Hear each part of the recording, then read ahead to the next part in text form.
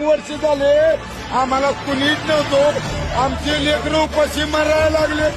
अरे माझं पोरग सालानी मी आणि सालानी राहून माझ्या पोरला एक मार्कावून माझं केलं आणि 55 ते 60 वर्षाचं काम मला सांगत नाही की पोरग घेतलं. माझं पोरग संघ घेऊन होतं आणि माझं पोरग माघारी आलं रड महिनाभर भाकर नाही खाल्ली त्यांनी आणि माझं पोरग माझं मी फाशी घेऊ का ना, मी एवढं त्याला ऐकत नाही पण मला साथ नाही.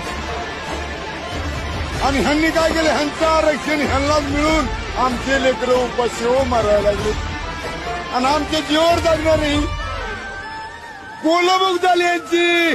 अरे एकटा जरांगे पाटील आम्ही त्याचे लेकरे